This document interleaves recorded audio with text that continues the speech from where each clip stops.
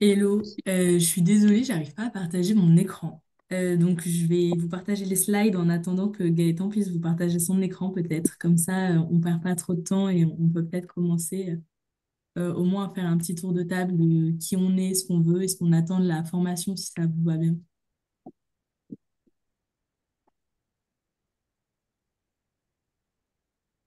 Est-ce que vous m'entendez? Oui, on t'entend. Tu peux y aller. Super. Euh, je peux peut-être me présenter si vous voulez et je vais vous proposer de mettre dans le chat une petite présentation peut-être juste de votre prénom, vos pronoms et ce que vous attendez un peu de cette formation. Euh, Très simplement, je m'appelle Myriam. J'ai 23 ans, je suis coprésidente de Climate, qui est donc une des deux associations qui co-organisent la LCOI cette année. Et je suis co-responsable du coup du parcours genre et droits humains avec Adèle qui ne peut pas être là aujourd'hui, qui est chez les Jack, donc les jeunes ambassadeurs pour le climat, que vous connaissez peut-être, qui est une association spécialisée sur les négociations internationales. Chez Climate, on est un peu moins spécialisé sur les négociations internationales et on est un peu plus orienté sur la sensibilisation au grand public, ce qui fait qu'on est en fait assez complémentaires sur un événement comme la LCOI. Euh, Donc, j'avais des slides de présentation de qui on est. Si vous voulez, je peux aussi vous partager les slides directement. Franchement, en tout cas, on vous les partagera après. Donc, je peux les mettre dans le chat. Euh, Ouais, je les ai mises dans le chat. N'hésitez pas à les télécharger. Si quelqu'un veut partager son écran pour moi, je prends. Sinon, on peut rester là-dessus. Donc, très simplement, euh, la LCOI, je ne sais pas si vous avez suivi la formation de ce matin. Est-ce que vous avez suivi la formation de ce matin sur l'introduction aux négociations internationales? Oui. Ok, trop bien. Trop bien. Donc, je ne vais pas refaire trop ce que c'est que la LCOI et ce dans quoi ça s'inscrit. Mais très rapidement, pour ceux qui ne l'ont pas eu, c'est globalement un événement organisé enfin, dans chaque pays du monde, sous l'égide de l'ONU et plus spécifiquement de l'antenne des jeunesses de l'ONU qui s'appelle YONGO. Et là, nous, pour ce parcours, on a plusieurs objectifs. L'objectif, c'est un peu de comprendre la réflexion intersectionnelle entre le genre et le climat, c'est-à-dire comprendre là où les discriminations sur le genre et l'impact climatique se rencontrent et comment ça se fait. On va aussi essayer de vous montrer quelle est l'évolution dans les négociations internationales et l'importance de ces sujets-là, comment elles prennent l'importance au fur et à mesure du temps. Et Lorenzo. Et ensuite, on va essayer mais ça, on le fera plus en présentiel au week-end de la LCOI, de vous parler des dynamiques coloniales qui sont un peu sous-jacentes dans les négociations internationales et les enjeux de la COP30 sur ces sujets-là de négociations internationales. Euh, Hassan, pour info, j'ai eu un petit problème d'internet. Je suis désolée et donc mes slides, je n'arrive pas à les présenter. Je vous renvoie le lien euh, dans le chat au cas où vous voulez suivre à côté. Pour info, Myriam, je suis en train d'essayer de me connecter. Trop bien. Euh, juste, ça prend un petit peu de temps. Non, mais t'inquiète, merci beaucoup. Moi, je suis un peu désolée que ça arrive. Vraiment, quand j'ai testé hier, tout allait très bien. Du coup, très simplement, euh, là, on va centrer cette formation un peu plus autour des thématiques de genre, parce qu'on les centrera un peu moins dans notre plaidoyer. Ça lag. Hello? Vous m'entendez? Désolée, je crois que ça a lagué. Ouais, on t'entend. Ouais, Ok, on parfait. t'entend. Donc là, on va se centrer beaucoup plus sur ça. Comme ça, pendant le week-end, on pourra se centrer plus sur les droits humains et sur l'impact. Enfin, il y aura toujours la question du genre, mais ce sera un peu moins central, ce qui permettra d'être le plus complet possible dans notre formation et notre plaidoyer final. Euh, donc, tout simplement, je pense qu'on peut commencer par définir des notions importantes sur le sujet. Est-ce que Ah, c'est tu trop vois cool. si je partage l'écran comme Ouais, ça? merci beaucoup. C'est super Ok, sympa. merci. Du coup, si tu veux, ouais, vas-y. Merci. Je suis désolée, je... Ouais,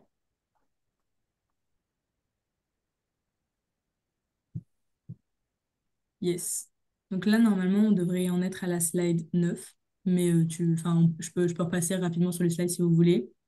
Sur les premières slides, il y a une présentation du coup de Adèle, qui est la co-responsable du parcours droits humains et genre avec moi.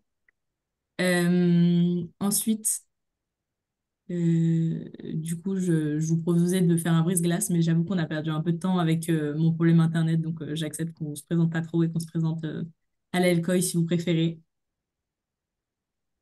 Ensuite, j'avais présenté nos associations.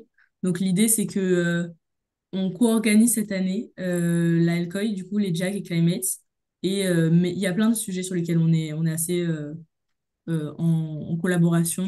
Et la LCOI, c'est juste un projet parmi d'autres, mais c'est un de nos plus gros projets. Donc, on est ravis de vous partager ça.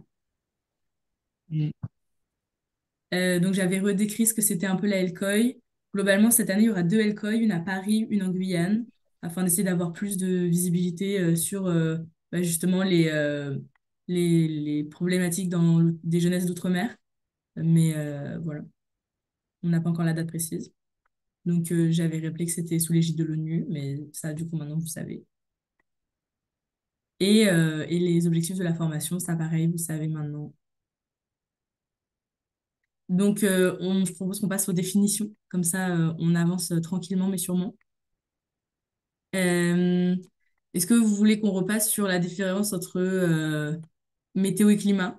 Ou est-ce que, enfin, globalement, j'ai fait plein de trucs de tous les niveaux pour que vous me disiez si vous voulez qu'on passe à plus loin, plus rapidement, ou qu'on prenne le temps de réexpliquer. Donc, je suis très ouverte à ce qu'on réexplique. Si vous voulez pas, on avance.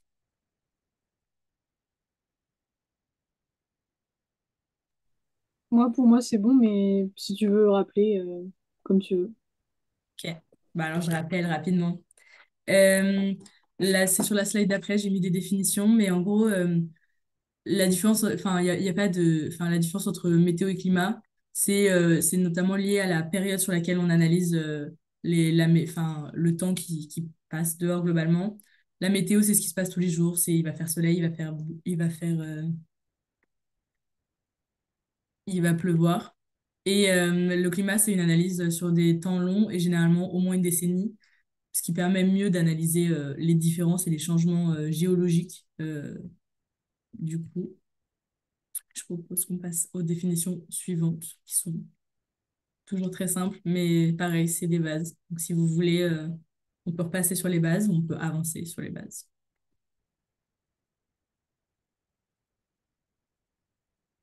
OK.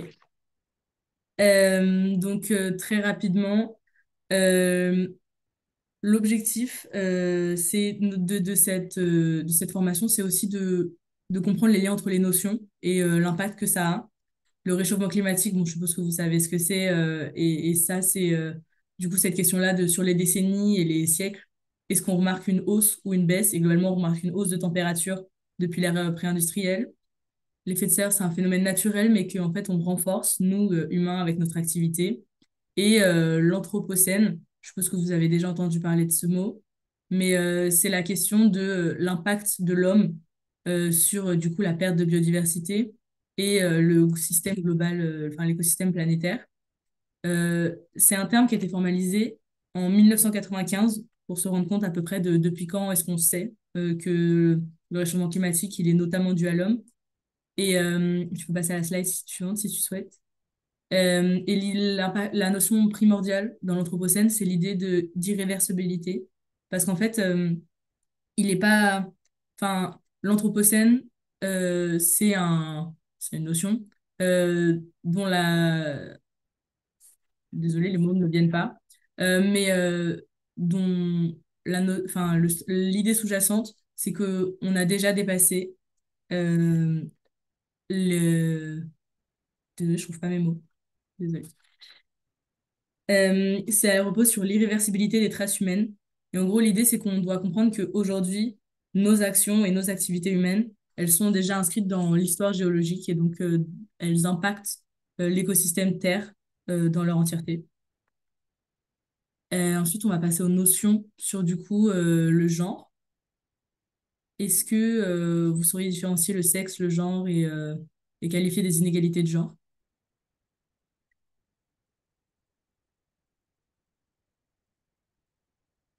Bon, on peut passer à la slide d'après dans laquelle du coup je définis. Euh, donc le sexe, c'est les caractéristiques biologiques qui différencient les humains, alors que le genre, c'est une notion sociale.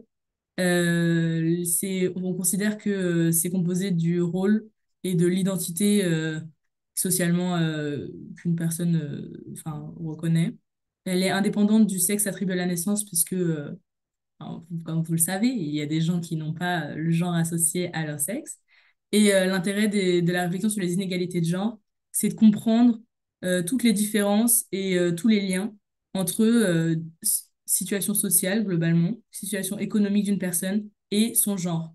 Et ce qu'on remarque, c'est que les femmes, les minorités de genre en général, sont beaucoup plus affectées par des difficultés sociales et des difficultés économiques. Et donc, enfin, c'est beaucoup sur ça que va porter aussi nos réflexions ce week-end et le week-end dans 2 semaines. Euh, je propose qu'on passe aux définitions ensuite. Est-ce que vous sauriez définir ces termes? L'objectif, c'est de commencer à faire un peu un lien entre environnement et genre. Est-ce que quelqu'un veut tenter des définitions? Je- Euh, Ah, ah, vas-y. Moi, je vas-y. veux bien aussi. Battez-vous. Je rigole. Allez-y, Bah, vas-y. allez-y, allez-y. Je vais bien définir le racisme environnemental. Ouais, Euh, carrément. Oui. le racisme environnemental, c'est le fait que, en fait, on est découvert avec les lieux de pollution, que c'est souvent les minorités dites racisées dans cette société raciste et patriarcale qui sont très souvent touchés par les lieux contaminés. Et là, je vais porter mon message. Par exemple, on va parler des Outre-mer, entre guillemets, avec la pollution Oui. chlordécone. Des pays, le Nigeria, qui est devenu la déchetterie humaine pour les vêtements qu'on jette et de la fast fashion et toutes ces choses-là. Donc, racisme environnemental, moi, je le décris comme ça. Ouais, carrément, carrément. Mm. Est-ce que quelqu'un veut compléter, rajouter des exemples? Non, juste merci beaucoup, Lise, parce que j'allais justement demander ce que ça voulait dire. Mais sinon, je peux définir intersectionnalité aussi, si jamais tu veux. Bah, Ouais, c'est, vas-y. en fait, quand on regarde la lutte contre les inégalités, en fait, il faut qu'on imagine des routes, genre des autoroutes. Et c'est lorsque deux routes s'entrecroisent et qu'il y a un rond-point. Et par exemple, si jamais on est une femme, on subit des inégalités liées à notre genre, du coup. Donc on est sur la route des femmes. Et si en plus on est une femme noire, on subit également du racisme en plus. Et donc du coup, c'est l'intersection des luttes qui regroupent du coup différentes... voilà.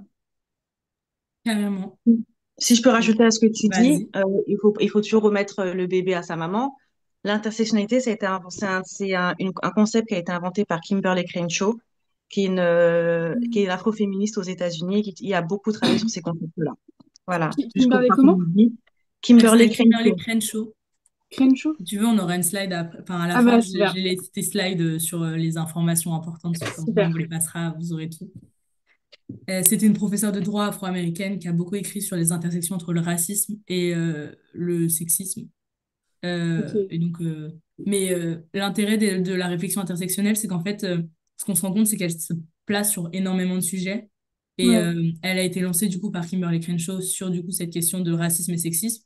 Mais ce que ça veut aussi dire, c'est qu'en fait, euh, une femme et une autre femme, en fait, subiront pas le même racisme dû au fait que les problématiques, notamment les inégalités de genre, mais aussi les inégalités sociales, économiques, Mm. elles s'accumulent. Et donc, en fait, une femme et une femme noire, elles vivent pas les mêmes réalités de difficultés. Mais enfin, c'est la même chose sur toutes les minorités de genre et toutes les difficultés socio-économiques. Est-ce que Ouais. quelqu'un veut s'amuser avec l'écoféminisme ou la justice environnementale? J'ai vu Léo, t'as défini One Health. Yes. One Health, ça vaut le coup de le savoir, c'est une approche intégrée qui a été utilisée notamment quand il y a eu le Covid pour essayer de régler la problématique des pandémies à la source. Ça date des années 2000, c'est un peu vieillot, mais c'est une approche de la santé qui pousse à prendre en compte d'autres profils que les profils humains, notamment les animaux ou la biodiversité en général.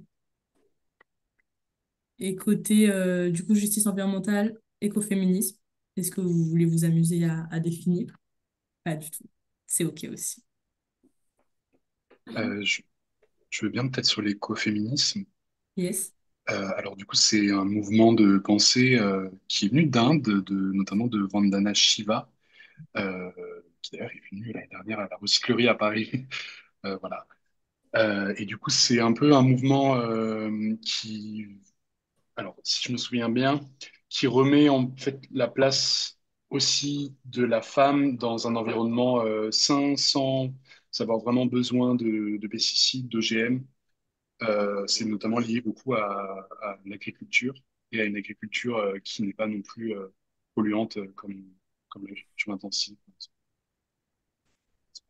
C'est pas tout que ça, mais voilà, ce que j'en ai compris.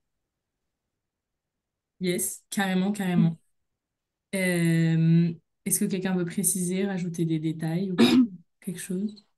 Moi, j'avais vu que c'était aussi, enfin, du coup, c'est quand, c'est un peu pas un mouvement de pensée, mais voici un peu, qui voit une symétrie entre l'oppression de l'homme avec un H majuscule, enfin, des humains sur la nature, et une symétrie, du coup, avec l'oppression du patriarcat sur les femmes. Enfin, par exemple, j'avais vu par exemple, manger de la viande, en général, c'est vu comme un truc vraiment de bonhomme, on fait des barbecues, enfin, c'est un truc de mal, tu vois. Et alors qu'en fait, manger de la viande, c'est aussi pas très écolo à l'échelle planétaire. Donc, ça, par exemple, c'est un exemple de. Je sais pas si c'est clair. Je crois que je sais où tu veux aller, mais, globalement, c'est vraiment cette idée-là on peut passer à la slide suivante, sauf si quelqu'un veut définir la justice environnementale, si vous voulez voir toutes les définitions. J'ai mis les premières parties et deuxième partie des définitions parce qu'elles sont un peu longues. Mais c'est vraiment cette idée qu'il y a un énorme lien entre l'oppression des femmes et des minorités de genre et la destruction de la nature. Et c'est pas seulement un lien parce que les hommes, patriarcat, tout ça. C'est aussi l'idée que, en fait, comme les systèmes de domination, ils se renforcent entre eux, Mm. en fait, d'une certaine manière, euh, chaque inégalité raciste, capitaliste, patriarcale, elle renforce les autres inégalités, justement, racistes, capitalistes, patriarcales. Et, euh, et c'est une vision du féminisme. Il en existe plein d'autres. Mais c'est une vision qui est parmi les plus intersectionnelles qui existent. C'est pour ça aussi que j'avais défini l'intersectionnalité un peu avant. C'est sur la slide juste avant, si jamais Enzo- Voilà. Voilà. Et du coup, en gros, c'est une manière de percevoir le monde. C'est une vision. Encore une fois, on n'est pas obligé d'être d'accord. Mais nous, c'est un peu la vision qu'on va aborder là dans le cadre de l'ALCOI. Donc voilà, c'est bien de savoir à peu près à quoi ça correspond. Et concernant la justice environnementale, du coup, c'est sur la slide juste après. Et c'est un peu c'est un peu une définition qui a été donnée avant le racisme environnemental. Et, euh, et c'est aujourd'hui la vision qu'on remet en question avec la justice climatique. Je contextualise.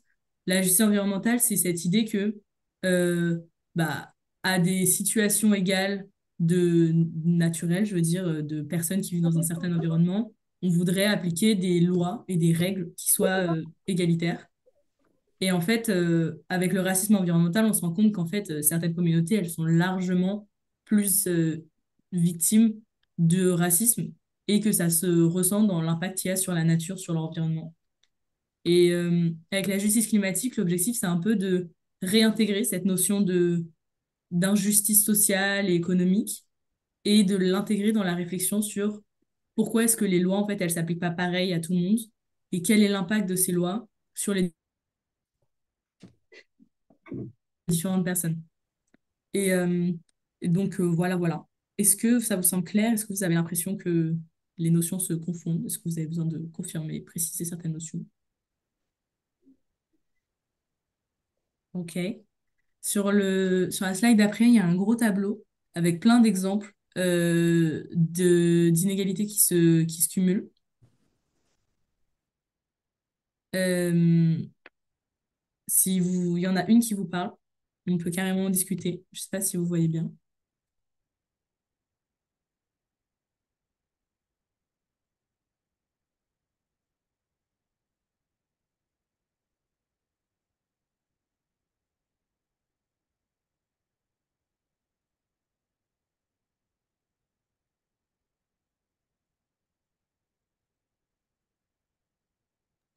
Moi, ça me fait penser à un article qui était paru dans le Monde il y a 6 mois. Et c'est vraiment une nouvelle qui m'avait marquée parce que c'est là où je me suis rendu compte qu'il y a vraiment un lien entre toutes ces luttes. En fait, en Inde, il me semble, au Bangladesh, peut-être, je sais plus, à cause du réchauffement climatique, bah, les agriculteurs, les familles qui cultivent la terre, elles ont moins de revenus et de moissons. Il y a plus de catastrophes climatiques comme des inondations. Et donc, du coup, ça a un lien direct avec les mariages des enfants. Bah, du coup, c'est marqué, je crois que je l'ai vu, des filles, surtout des filles de 12 13 ans, puisque bah, c'est une bouche en moins à nourrir et puis ça rapporte du coup la dot et ça m'a vraiment marqué. Donc, voilà. Yes, carrément, carrément. Est-ce que ça vous fait penser à d'autres choses? Est-ce que vous avez lu des articles super? Vous avez écrit des articles super, je sais pas.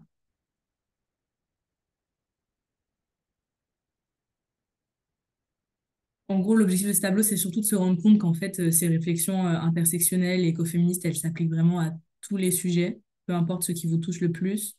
Et c'est vraiment l'idée de montrer l'interconnexion entre tous les systèmes de domination. D'ailleurs, j'ai repris le partage d'écran parce que je sais pas pourquoi ça a remarché. Du coup, comme ça, vous pouvez être libre d'avoir vos écrans tranquillement. Voilà. Et du coup, j'espère que ça va continuer à marcher. Je suis pas sûre. Ah non. Ok. Ok, c'est bon. Euh, du coup, on va globalement discuter en trois temps. Tout d'abord, on va parler du lien et de l'importance de ce lien entre genre, droits humains et urgence climatique. Ensuite, je vais un peu vous montrer, nous, ce qu'on a trouvé dans le genre et dans les négociations internationales, la manière dont on en parle et la manière dont ça s'intègre aux négociations internationales au fur et à mesure du coup des débats. Et un peu on va faire une petite conclusion avec Adèle sur les enjeux pour la COP30, comme vous savez, qui a lieu en novembre cette année, sur le sujet du coup du genre et le droit humain, on en parlera un peu plus au week-end du 17-18. Donc tout d'abord, on voudrait juste préciser qu'il n'est pas du tout possible d'aborder l'urgence climatique sans traiter d'enjeux de genre ou d'impact sur les droits humains, puisque bah, en fait, le genre, ça concerne plus de la moitié de la planète, les difficultés de genre, et donc en fait, à partir de ce moment-là, on ne peut pas ne pas y penser. On a mis une citation d'une personne qui était venue discuter avec nous, et elle parlait de justice climatique, et notamment de dans quelle mesure, bah, elle, la justice climatique, elle se porte surtout sur les questions de genre, et encore une fois, ce qu'on remarque, c'est vraiment l'idée que le changement, il est généralisé, l'idée que ça affecte la personne en fonction de différentes catégories socio-économiques qui se cumulent, pardon, et que globalement, on remarque que les femmes des pays du Sud sont parmi les personnes les moins écoutées sur le sujet des négociations internationales, même sur le climat. Voilà. On a fait un petit vrai ou faux. Je vais avoir des petites questions comme ça qui sont au milieu de la phrase, mais je pense que vous connaissez la réponse, mais c'est histoire de ne pas s'endormir. Vrai ou faux, les femmes sont plus fortement impactées par les effets du réchauffement climatique. Je vous laisse faire des pouces ou des pas pouces à l'écran si vous voulez.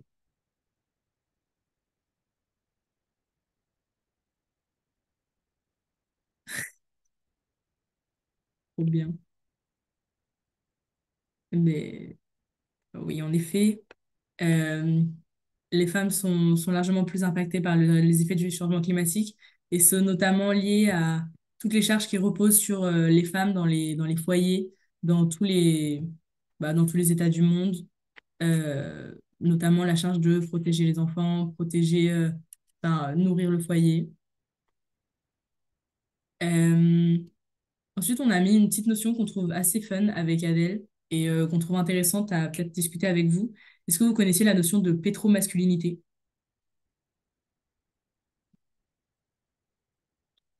C'est un peu cette idée, mais c'est un peu ce que tu disais tout à l'heure sur le fait que Est-ce que les ça... hommes... Vas-y, Ah, vas-y. pardon, Pardon. pardon.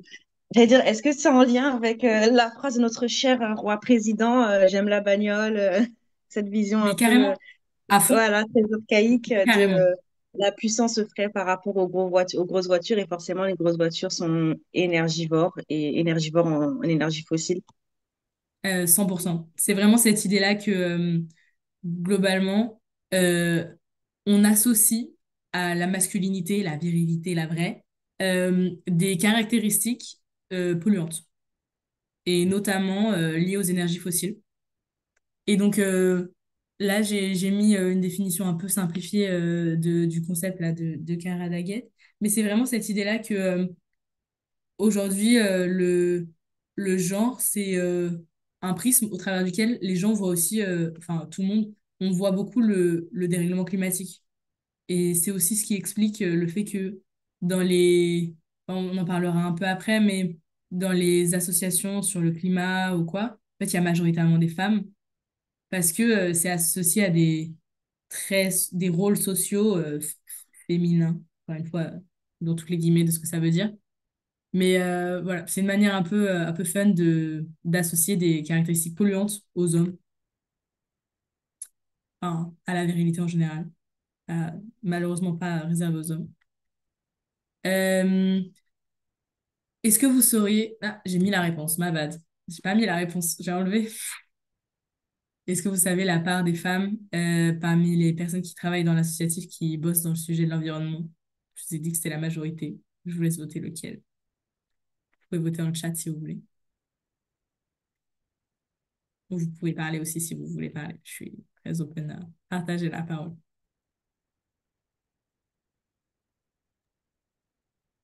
60%. Évidemment.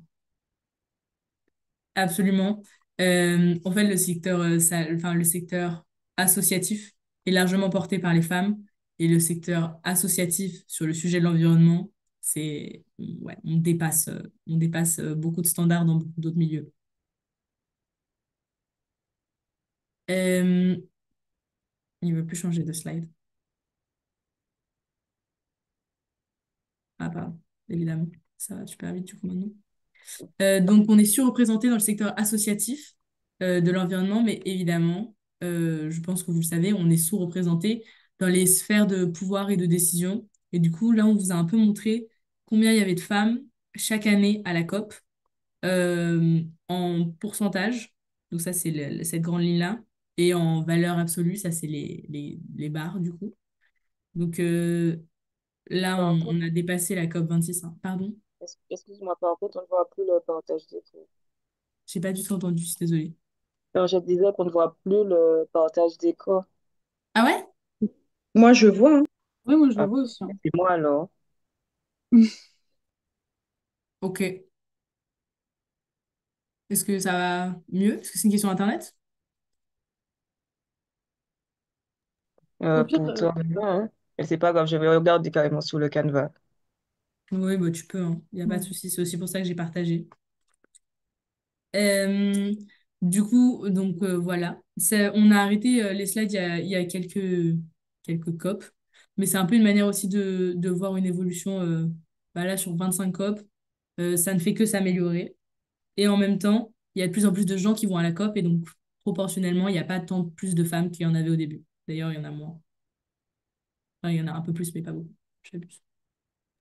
Et c'est aussi l'effet du plafond de verre. Mm. Oui, oui, à fond, à fond. Mais enfin, c'est un truc qu'on retrouve absolument partout. Tu veux Ouais. définir le plafond de verre, tu veux qu'on on parle du plafond de verre? Moi? Vas-y, ouais. Oui, ok, bah go. C'est en fait, il faut imaginer un triangle. En fait, je fonctionne beaucoup en images et en Je métaphores. vois, je Donc, comprends. faut imaginer un triangle. Et en gros, à la base du triangle, en fait, c'est un peu la hiérarchie du pouvoir et des décisions, mais dans n'importe quel champ, par exemple l'éducation. À la base, il va y avoir beaucoup plus de femmes, donc dans les métiers les plus petits, du coup, dans la hiérarchie. Et plus on monte, moins il y aura de femmes. Et par exemple, dans le secteur scolaire, il y a énormément de maîtresses d'école, de primaire, de maternelle, et des profs universitaires ou alors maîtresses de conférences. Là, c'est beaucoup moins parce que du coup, on progresse dans l'éducation, par exemple. Mais ça marche là pour l'écologie ou l'autre. Et un des effets un peu retors du plafond de verre, c'est cette idée que plus il y a de femmes dans une profession ou dans un espace, plus l'espace va être dévalorisé. C'est un peu bizarre, mais socialement, les métiers d'instituteur, quand c'était les hussards de la République et que les femmes étaient très peu représentées, c'était en fait un métier enfin, très valorisé. Alors qu'à l'inverse, plus il y a de femmes dans le milieu, plus on remarque qu'on ne valorise pas. Et je sais pas si on peut associer ça. Pour l'instant, moi, j'ai rien lu qui associe ça typiquement au COP et un peu au sentiment d'inaction qui se passe au COP. Je pense que c'est aussi lié à l'impact des COP sur l'environnement. Mais, euh, mais c'est intéressant de voir qu'il y a de plus en plus de femmes et que aussi, mais c'est pas du tout relié, enfin, c'est un milieu qui est de moins en moins valorisé d'aller au COP ou de faire quoi que ce soit parce qu'on considère qu'elles sont de moins en moins utiles. Nous, dans nos associations, on ne considère pas qu'elles sont inutiles, évidemment. Mais enfin, il est intéressant de questionner leur efficacité, leur intérêt et tous les autres moyens qui sont cumulables avec les négociations internationales. Ensuite, on a mis ouais, parfait, une citation d'une autrice qu'on avait interviewée notamment dans un groupe de recherche de Climate et qui est passée, il me semble, chez les Jack aussi pour faire une conférence. Et elle reprend grave ton idée de la pyramide sur le plafond de verre. C'est pas sur le plafond de verre, c'est vraiment sur l'écoféminisme. Mais c'est un peu enfin, l'écoféminisme, ça se présente un peu aussi comme une vision alternative au patriarcat, où l'idée derrière, c'est la domination de quelque chose par quelque chose, ou de quelqu'un par quelqu'un. Alors que dans l'écoféminisme, il y a beaucoup plus cette notion d'interrelation, d'interdépendance. Et enfin, c'est pas du tout bloquant avec l'idée d'expertise, hein, mais c'est cette idée que chaque expertise se sert les autres et donc on se nourrit tous ensemble. Et c'est un peu l'idée derrière le matriarcat aussi. Voilà. Est-ce que vous avez des questions, des réflexions par rapport à la vision de Madame Burger-Routal, pardon. Moi, je suis d'accord avec ça, mais à côté de ça, je voudrais juste signaler que très souvent, quand bien même on parle d'écoféminisme, il y a toujours ce biais entre la femme non afro et la femme afro, Full. où quand nous, on va prendre la parole en tant que femme afro, et ou issue des minorités, comme, peu importe comment on nous appelle, Mm. on aura toujours ce sentiment de remise en place. Si on, tu vois, si on dit des choses qui pourraient heurter la sensibilité de la femme non afro, et ben d'entrée, on est casé comme persona non grata. Et ça, c'est un truc qu'il faut vraiment sur lequel on avance. Et en fait, on doit vraiment travailler dessus parce que ben, c'est ça aussi qui fait qu'il n'y a pas de comment on dit? Que ça, Pérennité. voilà, oui, voilà, qu'il n'y a pas de, voilà, c'est pas, qu'il n'y a pas ça en fait dans les sphères militantes et que très souvent, ben, nous, les femmes afro, ne nous sentirons pas ni intégrées, ni on n'aura pas non plus envie de s'intégrer parce que d'entrée, dès qu'on va dire quelque chose, on va être remise à notre place. Et je prends pour exemple, et après je clôt le débat, mais je prends pour exemple, on a assisté il n'y a pas longtemps à une marche contre les pesticides avec le collectif du COADEP le 5 avril. Et plusieurs fois, on a eu des remises en place où, comme on ne défile pas pareil que les autres personnes, nous, on ne s'assoit pas au sol. Comme on a déjà été un peu place au prime, on ne s'assoit pas au sol. On avait un drapeau de la Martinique que les gens ont pensé que c'était un drapeau de la Palestine. On est venu nous remettre en place, oui, pourquoi ce drapeau-là? Et on a expliqué que c'est la Martinique. Et les gens ont dit, ah, pardon, mais tu sais, c'est ce truc où d'entrée,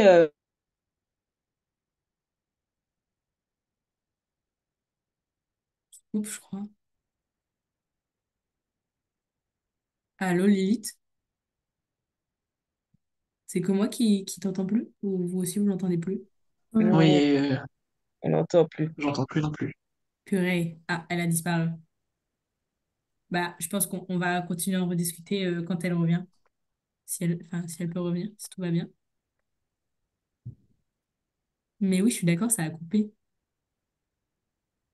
Je reste à l'affût si jamais elle arrive dans la salle d'attente pour l'accepter très rapidement. Ah, mais non, elle est de nouveau là.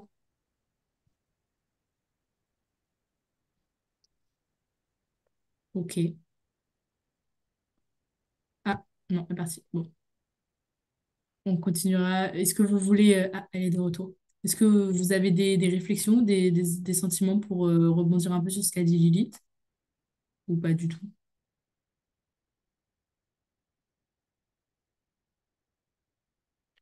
Allô, Lilith? T'es de retour? On t'a perdu pendant un petit instant. Ah, ça marche ou pas? Ouais, là, c'est bon, on t'entend. Ok, bon bah voilà, c'était juste pour dire ça. Je sais pas où ça a coupé, mais c'était juste pour dire qu'il faut faire attention à ça. Et je pense qu'on a encore beaucoup de travail à faire sur ce point de féminisme et d'écoféminisme. Mais ça, c'est un vrai sujet. Enfin, dans les luttes féministes et écolo, en général, la manière dont on permet une vraie intersectionnalité de nos luttes. Et je pense que, enfin, dans le milieu militant, un des problèmes, c'est que ça fait référence à nos propres systèmes oppressifs qu'on a en interne et qu'on a carrément intériorisés. Euh, et dans les milieux militants, on a tendance à considérer qu'on a déconstruit suffisamment de choses ou quoi. Et en fait, bah, c'est plutôt dans ce genre de situation qu'on découvre que pas forcément ou que en fait on se rend pas compte de la quantité de racisme qu'on a ingéré et qu'on perpétue. Et je pense que c'est un vécu intéressant et qu'il faut vraiment le partager parce que c'est un vécu, je pense, très commun. Et je propose qu'on passe à la suite si ça vous va, qui est sur notamment les négociations internationales et la manière, enfin l'historique actuel de l'intégration du genre dans les négociations internationales. Si jamais à un moment c'est trop long, vous savez déjà tout, on peut avancer, hein. Je vais repartir des basiques. Et voilà. Euh, je- Moi, je suis juriste de base. Du coup, évidemment que je suis passée par là. Mais si jamais je suis pas claire, n'hésitez pas à me le dire. Globalement, il faut comprendre. Enfin, l'objectif, c'est vraiment pas de vous embrouiller ou quoi. Mais cette pyramide-là, c'est une des premières choses qu'on apprend en droit et je pense que tout le monde devrait l'apprendre un peu. Parce que l'objectif, enfin, c'est la manière la plus simple un peu de montrer la hiérarchie entre les normes. Et donc, les normes, c'est toutes les règles qui s'appliquent à nous en tant qu'individus, aux États en tant qu'État, les institutions, l'Union européenne et toutes leurs organisations internationales. Et très simplement, en France, enfin, l'idée, c'est que le bloc de constitutionnalité, c'est-à-dire la Constitution et tous les titres, enfin, tous les textes qu'on a associés à ça, sont les textes avec le plus de valeur en France. Ce que ça sous-entend, c'est que si jamais il y a un conflit entre des règles, c'est-à-dire qu'on ne sait pas quelles règles on devait respecter, ou il y a deux règles qui sont contraires ou qui ne disent pas la même chose, la règle avec le niveau de normes le plus élevé sera celle qu'on appliquera. Et donc, en temps normal, on appliquera toujours la Constitution, puis les textes internationaux européens, puis les lois nationales, et puis vous avez compris quoi. Euh, et en gros, là, ce qu'on remarque, c'est que du coup, les traités internationaux, dont on va parler juste après, puisque c'est ce qui sort des négociations internationales, ils sont au deuxième niveau de la pyramide de Kelsen. Et il y a plein de procédures que je vous épargne. Euh, et les conventions internationales, elles ont deux valeurs. Elles ont une valeur intrinsèque en tant que traité international. Si jamais du coup, les États signent ce genre de texte. Et elles ont une valeur un peu extrinsèque d'influence, puisque même si les États signent pas, le fait que de nombreux États se mettent sur le même standard, en fait, ça crée une base qui influence un peu le reste des États. Et c'est un peu la raison pour laquelle on fait autant de traités internationaux. Bon, on n'en fait pas énormément, mais la raison pour laquelle on fait des traités internationaux et, euh, et que le fait que tous les États ne le signent pas, c'est pas forcément très inquiétant. Ce qui me permet de passer à la suite. Euh, donc, je vais commencer par deux grosses bases qui s'impliquent en France, qui sont pour nous les bases les plus importantes avec Adèle. Puis après, on va faire un petit historique un peu. Donc, la Déclaration universelle des droits de l'homme.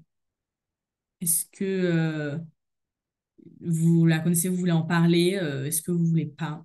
Est-ce que vous voulez que je fasse un résumé rapide? Ouais, résumé rapide. En gros, elle a été rédigée et normalement adoptée dans le cadre de l'ONU. Et en France, quand on a écrit notre constitution de la Cinquième République, on a décidé de la rajouter, de la quatrième, dans le bloc de constitutionnalité. Elle édicte des droits fondamentaux pour toutes les personnes. Et on a un peu lu des textes de la Ligue des droits humains, des droits de l'homme, pardon, dessus, qui rappellent un peu quand même que enfin, que aucun État n'est exempt de violation de ces droits fondamentaux mis en avant par la Déclaration universelle des droits de l'homme. Et car il faut être attentif à la violence quotidienne, elle-même préparant des passages à l'acte bien plus dramatiques. Est-ce que vous voyez ce à quoi ça fait référence? Est-ce que vous comprenez l'idée un peu systémique dessous? Et du coup, le manquement de cette Déclaration universelle des droits de l'homme? Euh, Est-ce que vous voulez que je précise?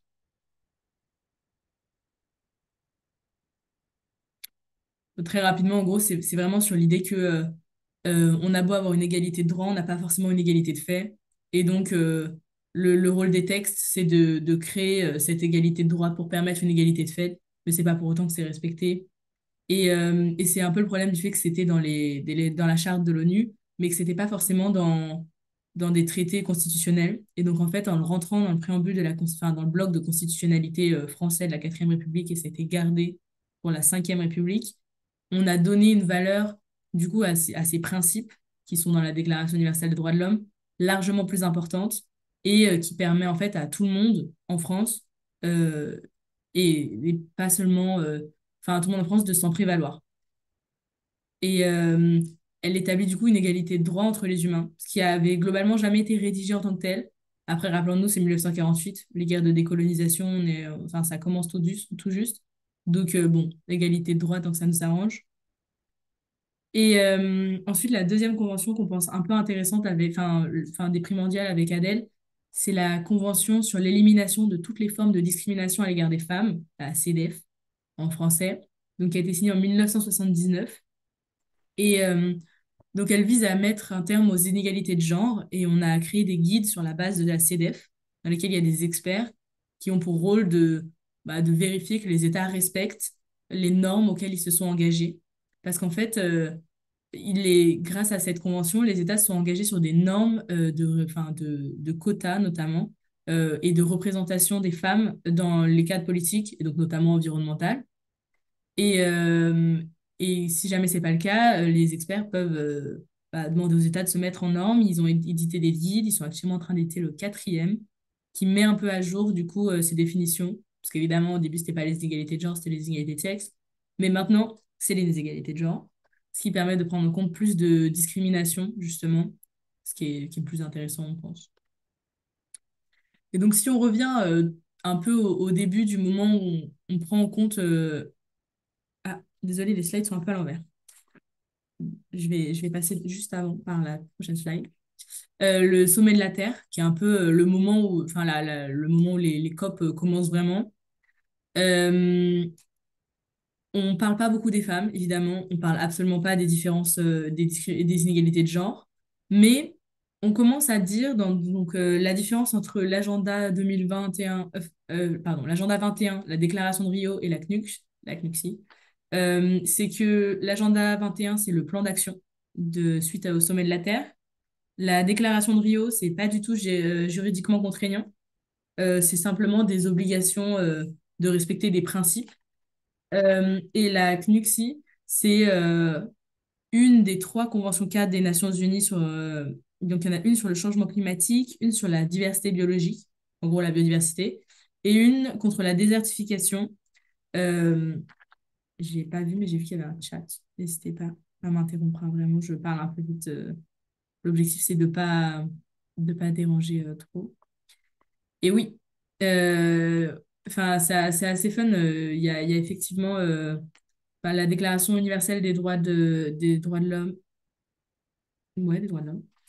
Euh, Elle est signée en 1948, donc 4 ans après le vote qui permet le droit de vote des femmes, 3 ans après le premier vote des femmes en France. Mais au Royaume-Uni, c'était depuis 1917 que les femmes, elles votaient. Donc, c'était pas du tout une norme partout en Europe ou même dans le monde, hein. Et, euh, et donc, l'agenda 21, il a défini des secteurs, et notamment des... Enfin, en France, on l'a redéplacé sur les collectivités territoriales dans lesquelles l'État devait agir et qui devait intégrer, du coup, des politiques de développement durable, alors qu'avant, ce n'était pas forcément le cas. Et dans son chapitre 24, dans l'agenda 21, on met en avant une sorte d'objectif de moyens, pas vraiment un objectif de résultat, qui permettent d'augmenter la participation des femmes dans tout ce qui est gestion des écosystèmes et lutte contre la dégradation de l'environnement. On en parlera plus pendant la LCOI, mais il y a un rôle très important des populations indigènes sur la protection des environnements et des écosystèmes. Et on remarque que en fait, c'est aussi des modèles enfin, de société où la femme n'a pas forcément le même rôle que dans notre monde patriarcal, capitaliste et tout ça. Donc c'est assez intéressant. La déclaration de Rio, du coup, qui est du coup une déclaration, donc par définition juridiquement peu contraignante, sont des principes auxquels les États s'engagent à adhérer. C'est notamment la source du principe de précaution dans le droit international. Dans le principe 20, on reprécise que les femmes ont un rôle vital, ce qui souligne l'importance de leur participation. Mais encore une fois, ça reste une obligation de moyens, pas vraiment une obligation de résultat. Et donc, vous allez voir, ça n'a pas un impact de malade. Et la Convention cadre des Nations Unies, j'ai remis le logo de Yongo, parce qu'en fait, enfin, il faut comprendre que c'est toujours la convention qu'on respecte aujourd'hui. Euh, Elle mentionne pas du tout les questions liées au genre et aux inégalités de genre. Et donc, je me permets de remettre euh, derrière voilà, la slide sur la définition de l'Anthropocène, parce qu'il faut se rendre compte que l'Anthropocène s'est défini en 1995. Et en fait, quand on regarde, en 92, au sommet de la Terre, on est très, très, très loin de prendre en compte cette notion d'Anthropocène. Et donc, c'est assez intéressant de s'en rendre compte, même chronologiquement, des liens entre les événements. Après le sommet de la Terre, il y a la conférence de Beijing en 1995. Du coup, j'ai inversé mes slides. Ça revient pas en arrière. Elle arrive. Ah, pardon. Pardon, voilà. Qui est donc la quatrième conférence mondiale sur les femmes. C'est pas du tout une conférence, une COP. C'est une conférence vraiment sur les femmes. Euh, il y a 17 000 participants, ce qui est énorme pour une conférence sur ce sujet-là. Et au final, aujourd'hui, il y a 189 États qui l'ont signé. Et évidemment, c'est pas le truc le plus engageant de la France, mais c'est assez intéressant de se rendre compte que ça reste une convention sur laquelle il y a 189 États qui se sont mobilisés et qui ont reconnu que il y avait des inégalités entre les genres dans la gestion des ressources et de l'environnement, et que intégrer les besoins et les préoccupations des femmes dans les politiques de développement durable, c'était un objectif auquel ils s'engageaient de respecter. Euh, c'est pareil, c'est pas extrêmement contraignant, mais rien que le fait que les États acceptent ce genre de réalité dans la hiérarchie des normes, ce que ça permet de voir, c'est que ça crée des principes, du coup, dans le bloc de conventionnalité, qui est le bloc où, du coup, les traités internationaux sont, et ce qui peut, du coup, influencer toutes les lois nationales et l'impact, du coup, qui peut avoir un impact sur les propositions dans les parlements des États signataires. Et en l'occurrence, c'est une convention enfin, presque universelle, vu la quantité d'États qui l'ont signée. Euh, Ensuite, on passe au protocole de Kyoto. Ah, pardon, je suis un peu vite.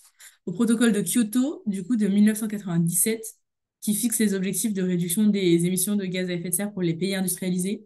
Je pense que vous connaissez, mais c'est un peu cette idée que c'est la première fois qu'on met un objectif de résultat.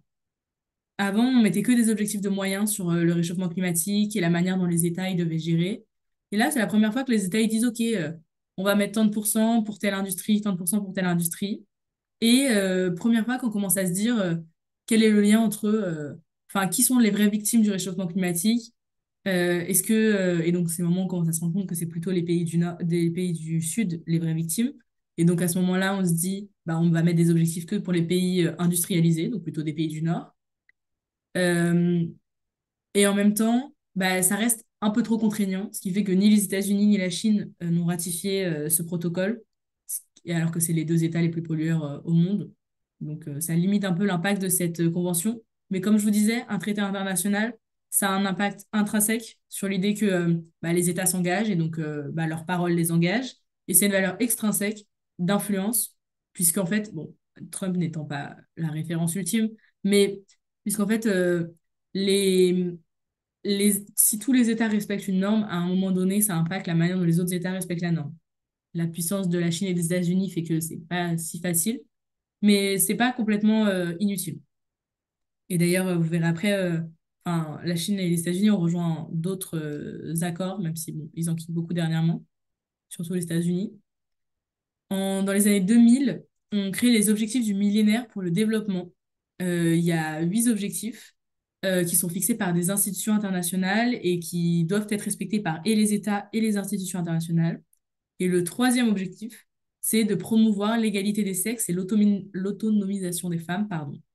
Et donc, c'est une des premières fois que l'égalité des sexes, évidemment pas des genres, est un objectif international explicite, ce qui permet de commencer à donner le ton sur les négociations internationales et notamment les négociations climatiques, puisque les objectifs du millénaire pour le développement, c'était pas une réflexion environnementale en tant que telle, mais c'est en fait ça parlait aussi en fait beaucoup de développement durable, puisqu'un développement cohérent est durable. Euh, on saute un peu dans le temps, mais parce que en fait on parle pas trop de genre en attendant, je vous avoue. On arrive à la COP 18 à Doha en 2012 et c'est la première fois que l'égalité des sexes devient un point à l'ordre du jour d'une COP. Les États, ils s'engagent donc à fixer des objectifs et c'est aussi, enfin, et on remarque qu'il y a vraiment beaucoup plus de femmes qui sont envoyées à cette COP-là que dans les 17 précédentes, ce qui montre que ça marche un peu quand même. Et à la COP 20 de Lima, on décide d'intégrer du coup, dans la CNUCSI la question du genre et des inégalités de genre, ce qui montre un peu que ça avance plus vite au fur et à mesure. En 2015, donc il y a les accords de Paris. Les accords de Paris, c'est du coup un des premiers accords universels sur le climat, puisque 196 parties le signent. Un accord universel, c'est un accord où on considère qu'il y a suffisamment d'États qui l'ont signé pour qu'en fait il soit adopté par tout le monde. Ce qui ne veut pas dire que les États qui l'ont pas signé doivent le suivre, mais ce qui veut dire quand même que qu'il y a tellement d'États qui l'ont signé que ça devient une norme, un standard international. Et, euh, et en fait, dans les accords de Paris, on réintègre, enfin, on réexplicite du coup très précisément l'égalité des sexes et on réintègre l'objectif du développement durable 5 qui ont remplacé les objectifs du millénaire, donc après 2015, qui fixe des objectifs pour 2030, sur du coup l'égalité entre les sexes et l'autonomisation des femmes. On regarde les mêmes objectifs, il faut croire que du coup en 15 ans, ils n'ont pas réussi à les respecter. Euh, et ensuite, en 2017, c'est la première COP où on adopte, enfin où les États adoptent entre eux un plan d'action sur le genre, le PAG, qui est toujours un plan d'action actuellement dans les heures du jour des COP. Et on décide de créer 5 domaines d'action, la participation, le renforcement des capacités, la cohérence, la mise en œuvre et le suivi. Ce qui n'est pas forcément facile, notamment le suivi, puisqu'il manque énormément de données dans énormément d'États sur les problématiques associées aux minorités de genre et aux femmes. C'est un programme qui est étendu pour 5 ans à Madrid, à la COP 25. Et à ce moment-là, on rajoute un objectif de résultat, de rajouter les femmes dans les instances décisionnelles. Bon, c'est pas encore respecté, mais c'est une bonne idée. Du coup, la dernière COP, pour arriver un peu au moment actuel, la dernière COP du coup qui a eu à Bakou, l'égalité des sexes a été une question qui a été posée en discussion avec la vraie question du travail non rémunéré. Est-ce que vous connaissez la notion de care et ce que ça sous-entend, l'industrie du care, enfin, la mobilité du care en général?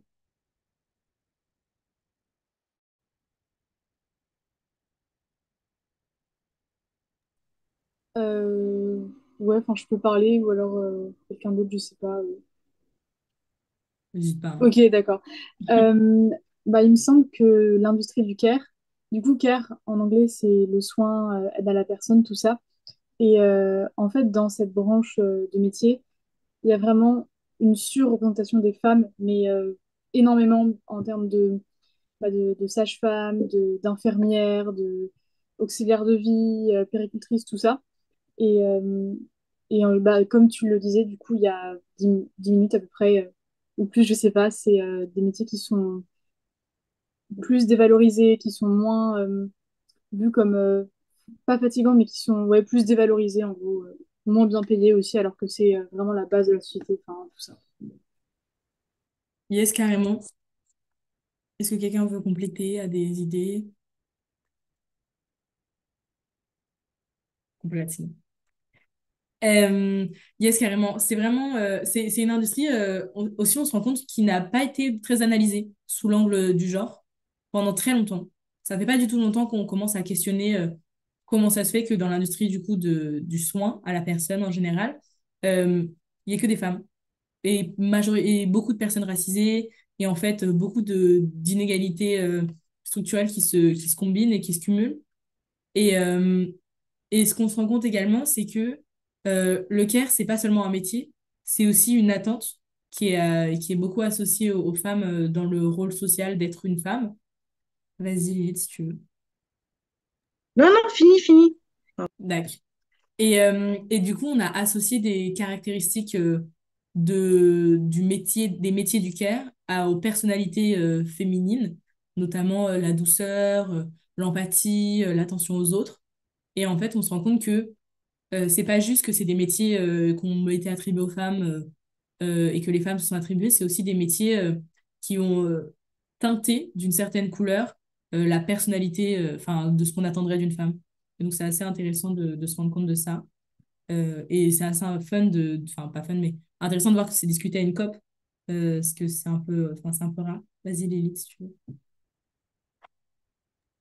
Alors, je voudrais juste compléter, parce que tout ce qui a été dit, c'est totalement ça. Moi, je suis ancienne auxiliaire de périculture, voilà, Ouais, avec les attributs qu'on nous donne. Et juste compléter que, alors c'est peut-être une découverte pour la société occidentale, mais il faut savoir que pour nous, la société afro-caribéenne est descendante d'anciens esclaves, de ouais. personnes mises en esclavage plutôt, je préfère dire ça d'ailleurs. Pour nous, c'est un point dont on a toujours parlé de génération en génération. Et en fait, chez nous, on dit que le statut a évolué où on était des dames de compagnie pour les femmes non afro et on est devenu de manière professionnalisée des personnes qui s'occupent, qui sont dans l'aide à la personne et dans le soin. Donc chez nous, en tout cas, c'est juste pour dire que chez nous, c'est un sujet qui a toujours été présent, qui est peut-être découvert de l'autre côté, mais chez nous, c'est un sujet qui a toujours été présent. Et je dirais même que jusqu'à présent, oui, effectivement, on associe aux femmes la douceur et tout ça, mais sans vouloir choquer, mais je vais quand même le dire, il y a même des femmes blanches qui m'ont dit, moi, quand j'étais en tant qu'officière de périculture, que oui, vous, les femmes noires, vous avez ce truc avec les enfants, vous avez ce truc que nous n'avons pas, les femmes blanches. Donc, voilà. Non, mais C'est ça juste m'étonne une pas. transformation, en fait. Voilà. Mais enfin, c'est un grand sujet, moi je trouve, et dans l'industrie du care, qui est que, ben, en fait, enfin, mais c'est comme l'associatif, c'est des industries surreprésentées féminines. Et d'un autre côté, euh, on se rend compte que même dans ces milieux extrêmement féminins, on perpétue du coup toutes les dominations systémiques qu'on est capable de perpétuer, qu'il s'agisse de capitalisme entre les femmes riches et les femmes pauvres, qu'il s'agisse de patriarcat d'une certaine mesure entre les femmes qui respectent pas les critères de ce qu'on attend d'une femme et les femmes qui, elles, le respectent. Euh, il y a énormément d'homophobie, enfin de lesbophobie, de la transphobie envers les femmes trans et du racisme. Mais ça, c'est, je pense, d'autant plus dans nos pays du Nord qui sont un peu trop blancs, qui aiment un peu trop ça. Mais du coup, ce qui est assez fun, enfin pas fun, mais intéressant, c'est que du coup, à Bakou, ça a été un des sujets de discussion. Euh, qui évidemment n'a pas marché, mais qui a été du coup un sujet de très très gros débat. Et, enfin, il a voulu être ajouté le terme intersectionnalité dans le débat, et ça n'a pas fonctionné, puisque ça n'est pas la vision la plus acceptable du féminisme et la plus c'est une des visions les plus contraignantes du féminisme, puisqu'elle sous-entend que tout le monde est responsable un peu et qu'on a tous un effort à faire. Et il a été tellement dur d'avoir un consensus que c'est un peu resté comme un sujet de discussion. Et ça s'est un peu arrêté là. Mais c'est intéressant de savoir que c'est devenu un vrai sujet de discussion et que c'est pas simplement resté un plan d'action sur le climat, sur le genre, pardon.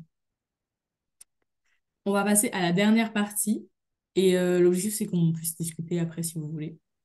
Est-ce que quand je clique, ça clique pas? Ah non, pardon, désolé, j'ai raté une slide. On a rajouté une dernière slide sur les instances un peu parallèles au COP, notamment la création de ONU Femmes, qui n'existait pas avant et qui maintenant est vraiment complètement exclusivement dédiée à la promotion de l'égalité des femmes avec les hommes et des minorités de genre, et qui est pas trop présente dans les États du Nord et qui a tendance à vouloir plus être présent dans les États du Sud, ce qui est beaucoup plus intéressant. Par contre, dans les négociations internationales, c'est pas du tout l'institution la plus écoutée, donc c'est pas non plus le plus fun. Et j'avais pas vu les commentaires, je suis désolée, je lis un peu lentement, mais fou. Et la COP16 sur la biodiversité de Cancun, c'était assez intéressant parce qu'en temps normal, des sujets de biodiversité, on parle pas forcément de femmes ou d'hommes, enfin, c'est pas du tout un sujet qui revient. Les questions des populations indigènes arrivent, mais vas-y, Gaëtan. La formation sur la biodiversité a effectivement lieu ce soir à 16h. Vous êtes les bienvenus. Oui, c'est ce que j'avais mis dans le chat tout à l'heure. Mais c'est juste pour dire que la COP16, du coup, c'était à, à, à Cali en Colombie et pas à Cancun, du coup. My bad, c'est une erreur. C'est moi le problème. Ouais, non mais Euh, t'inquiète, ça arrive. mais je vais Euh, changer ça. Mais donc, je changerai ça pour les slides qu'on vous enverra. Je le note. et effectivement, les questions de genre avaient été abordées à la COP16, ouais. Et il y a même eu un deuxième round Yes. euh, à Rome après parce qu'ils n'avaient pas réussi à obtenir un accord financier. Du coup, voilà. Yes, absolument. Tu veux détailler plus? C'est juste que effectivement, à la fin de la COP16 à Cali, du coup, un des objectifs c'était de débattre d'un potentiel fonds à créer, euh, enfin d'un nouveau fonds du coup. Justement, c'était ça le débat entre les pays du Nord et du Sud, s'il fallait créer un nouveau fonds pour les populations du Sud global. Ils avaient pas réussi à se mettre d'accord et du coup la présidente avait prononcé la fin de la COP parce que faute d'un quorum assez important. Et c'est pour ça qu'un deuxième round avait été organisé à Rome, au siège de la FAO. Yes. Et du coup, il y a un accord qui a été passé cette fois-ci, mais de, comment on peut dire, de justesse. Et voilà, je pense que je peux te redonner la main.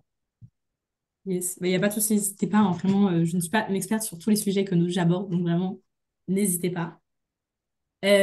Absolument. C'est vraiment cette idée-là. Et d'un autre côté, à la COP16, ils ont quand même mis en avant la nécessité d'intégrer une perspective de genre dans l'adaptation au changement climatique. Et euh, c'est une perspective très écoféministe pour une instance très institutionnelle et plutôt bon signe si ça arrive à marcher. Dans tous les cas, la question du financement de l'impact du réchauffement climatique est un problème à chaque négociation internationale. Mais sur le sujet du genre, pour nous, c'est plutôt positif. Et, euh, et donc, voilà. Est-ce que ça marche? Et donc, comme ça, on passe à l'actualité sur le genre et les négociations climatiques. Ah, voilà.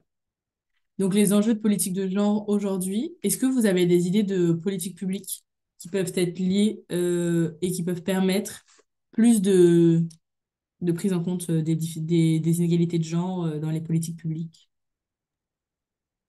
L'une des solutions, je pense, les plus évidentes qui a déjà été mise en place, mais En fait, c'est un peu compliqué, c'est les quotas, je pense. Enfin, du coup, ce serait instaurer des quotas par, je sais pas, par délégation envoyée ou quoi, mais ça peut être critiqué aussi parce que faut pas envoyer des femmes juste pour envoyer des femmes, tu vois. Il faut aussi sélectionner sur les compétences, mais du coup, il y a les quotas, mais c'est un peu, ça fait pas l'unanimité. Bah, c'est Yes. des Ah, politiques ouais. aussi aux États-Unis, DEI, genre diversité, équité, inclusion, qui Yes. sont en train de dégager. Bon, ça c'est Trump en vrai. Ouais. Mais en France, on n'est pas très très loin non plus sur ces politiques-là. Parce que ce qui est bien, c'est que elles mettent d'accord et les gros féministes et les très très machistes sur le fait que c'est pas suffisant et c'est pas Mm. intéressant. C'est très, enfin, du coup, c'est mauvais signe. Ouais. Mais les quotas, c'est assez efficace. Étonnamment, ce qu'on se rend compte, vous allez voir, c'est que ça s'améliore. C'est très lent. En termes de temps de parole, ça n'a aucun impact, mais en termes de présence, il y a de plus en plus de femmes. Et, euh, et d'un autre côté, ce que tout le monde met en avant, le fait que oui, mais si on envoie des femmes alors qu'elles ont pas les compétences, nanani, nanana. Ouais. Bah, en fait, c'est une manière de ne pas prendre en compte l'argumentaire de pourquoi est-ce que les femmes n'auraient pas les compétences. Et c'est notamment lié au fait que bah, les femmes sont pas forcément éduquées on ne sont pas forcément poussées à des éducations Mm. suffisantes pour pouvoir aller dans ces instances-là, que à un moment donné, il y a la question de qui prend la charge du foyer familial sur son temps de travail, qui back down. Enzo, n'hésite pas. Euh, ouais, sur la participation notamment des femmes, mais aussi des minorités discriminées en général à ce genre de négociations. Des fois, souvent, notamment avec les peuples autochtones, il y a la négociation, la participation, pardon, mais pas une participation qui a du sens. Souvent, avec par exemple les peuples autochtones, c'est très, enfin, ça fait du tokenism, on fait venir des gens, mais en fait, juste pour le visuel, sans les faire participer, et ça peut notamment sur les langues, par exemple, est-ce qu'on met en place des mécanismes pour que des représentants autochtones ou de la société civile puissent s'exprimer dans leur langue, ce genre de choses. Et aussi un autre point, c'est qu'il y a plein d'études qui montrent que quand les femmes négocient, les négociations réussissent beaucoup mieux. Et aussi notamment dans les espaces de conflit, quand les femmes négocient la paix est plus durable. Et enfin, je sais pas exactement sur les négociations climat si c'est le cas, mais let's go. Enfin, on en a marre des vieux mecs blancs en costume, d'été des femmes qui savent de quoi elles parlent, parce que, enfin, aussi de dire que elles n'ont pas forcément les compétences, c'est une fausse réponse à ça. Il y a tellement de femmes qui n'ont pas de compétences sur plein de choses. Mm. Moi, j'avais vu ce que tu viens de dire là, le truc que les femmes, la participation des femmes, ça permet de construire une paix plus pérenne. Alors, perso, j'ai pas du tout fait de recherche là-dessus, mais en fait, je me demande, est-ce que ça a pas l'effet inverse? Est-ce que du coup, ça les essentialise pas aussi en retour les femmes en disant ah, c'est la réflexion plutôt que l'action, et au final, on revient dans des stéréotypes. Enfin, après, j'ai pas du tout fait de recherche là-dessus, mais c'est la première question qui me vient en tête. Moi, j'ai beaucoup lu là-dessus aussi. Et en vrai, de ce que je comprends, les analyses sont pas du tout fiables. Enfin, c'est trop bizarre de dire ça comme ça. Si, les analyses sont fiables. Mais il y a très peu d'analyses qui ont été faites. Et en fait, il y a très peu de femmes qui sont mises dans des positions de pouvoir. Ce qui fait que statistiquement, c'est pas viable comme statistique, enfin, si vous voyez ce que je veux dire. Ok. Mais il y a, effectivement, on remarque que les peines négociées par les femmes sont plus viables et que globalement, les accords internationaux, même négociés par des premières ministres ou des ministres de l'agriculture femmes ou des présidentes, sont généralement plus viables et plus intéressantes pour leur population locale. À la différence que, on remarque aussi que les femmes ne montent au pouvoir généralement qu'en situation de crise. Euh, Ce qui fait que c'est un peu dur de comprendre est-ce qu'elles sont vraiment meilleures ou c'est juste que bah, en fait, il n'y a pas de femmes au pouvoir dans les situations où tout va bien, genre. Et donc, on peut pas vraiment se rendre Ah, compte. Enfin, si vous voyez ce que je veux dire. C'est un ouais, peu ouais, de ça l'idée. fou. Mais effectivement, pour l'instant, les stats montrent vraiment tout ce que tu as dit, Enzo. Mais enfin, il n'y a vraiment pas grand monde au pouvoir, quoi. Et Ouais, c'était un peu le cas là aussi avec les politiques pendant le Covid. On disait que les ouais, pays carrément. gérés par des femmes ont mieux survécu à la pandémie. Et oui, c'est vrai du coup, mais il y a très peu d'exemples que du coup, on peut pas en faire quelque chose de concret. Et par Ouais. exemple, sur ce que tu as dit sur l'essentialisation des femmes, c'est vrai que c'est aussi une des critiques de l'écoféminisme, c'est que, alors certes, on ne veut pas essentialiser les femmes en tant que telles, en monolithe, etc., mais dans une société patriarcale, on sait que aussi donner la chance à des choses que les femmes font quoi qu'il arrive dans les communautés ou dans certaines situations, ça peut être une opportunité pour du changement, mais c'est vrai que c'est super délicat comme Mm. statement. De dire ça. Je vais vous mettre la slide après. Il y a une des questions qui se pose sur les politiques publiques, sur dans quel cadre, désolé, ça charge vraiment la slide prend son temps, mais dans quel cadre est-ce qu'en fait on réfléchit la politique sur le genre et, euh, et pour justement éviter cette essentialisation des femmes, se pose la question de est-ce qu'on voit le prisme de régler les inégalités de genre par du coup le prisme femme-homme, ce qui est un peu limitant et en même temps ce qui est plus simple à gérer, faut dire la vérité, pour une politique publique. Euh, Est-ce que on le voit au travers de juste qui est le plus affecté par la politique publique qu'on est actuellement en train d'essayer de mettre en place? Et donc ça, c'est le prisme des vulnérabilités. C'est un peu cette question de aujourd'hui, c'est pas tant les femmes ou les hommes qui sont les plus affectés, c'est les populations côtières, c'est les populations, je sais pas, insulaires ou quoi. Et donc à ce moment-là, on essaye d'analyser cette situation et ensuite on voit en interne, enfin, d'essayer d'analyser l'impact que cette politique aurait sur les dynamiques de groupe au sein de la population la plus vulnérable. Euh, Il y a la question de voir le changement climatique au travers des smart economics, et ça, c'est un peu l'analyse financière de qui est-ce qui bénéficie le plus et à qui ça coûte le plus le changement climatique. Et c'est c'est ce qu'on se rend compte avec la sous-valorisation de l'économie du Caire. En fait, est-ce que vraiment c'est la finance qui gagne le plus d'argent ou est-ce qu'en fait, si on mettait un vrai prix et le prix de ce que ça vaut, de l'énergie du Caire et de tout ce travail non rémunéré, est-ce qu'en fait, ce serait pas ça qui serait le plus impactant et le plus touché? Et donc, c'est une autre manière de voir une politique publique.